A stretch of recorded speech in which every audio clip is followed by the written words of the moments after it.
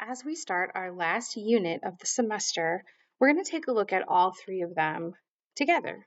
So in our first unit, we focused only on linear functions. And remember that it is y equals mx plus b. This was slope-intercept form, and it's what we really focused on.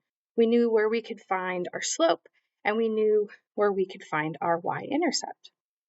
The second piece, before I run into that, is point slope form. Now, this was one that we didn't spend a ton of time talking about, but point slope form is another way of looking at a linear function, and it's something that you're going to use in geometry, and it's something that I just wanted you to see.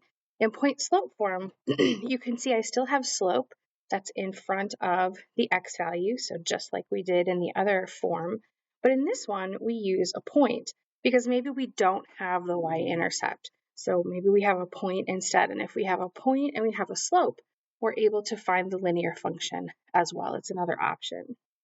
So in our second unit, as I was saying, we focused on exponential functions. And in exponential functions, we use this form y equals ab to the x power plus c. We were looking at the parent function y equals 2 to the x power, and then we added to it. Whenever we added something here, this number in front, we knew that it had to be something larger than 0. It couldn't be negative.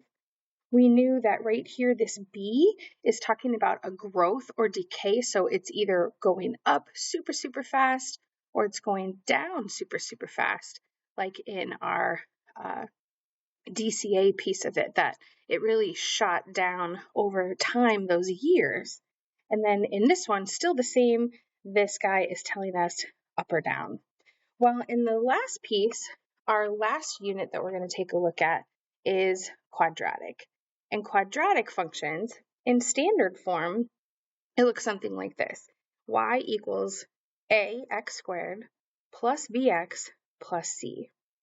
And we're going to find out some information about all of these things. So this leading coefficient, this number in front of this variable, we're going to talk about this guy and what it does and what it means. We're also going to talk about this c value again, or this y-intercept. And then we're also going to talk about this b and what happens in standard form. What are these numbers? How do they affect this quadratic? So remember, in our linear functions, we were just talking about lines, right? And in exponential functions, we were talking about a growth, or we were talking about a decay. And in quadratic functions, we are going to be looking at parabolas, okay? And seeing how all three of these affect the parabola. Does it make it like taller and skinnier? Does it open it up? Does it flip it around? So we're going to look at a few things. And then finally, in vertex form. So we're going to take a look at a couple different pieces of the quadratic function, this model, and also look at vertex form, another form that we're going to see. And you can see in this form, we still have an A, a B, and a C. It's just grouped a little bit differently. We can see here this grouping looks a little bit different. And what this A value tells us, and we're going to see this on Desmos, is how this affects how open the parabola is, and also if it's pointing up or pointing down.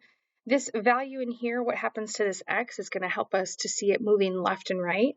And then this final value here is going to help us to see it moving up and down. And that's what we're going to be exploring.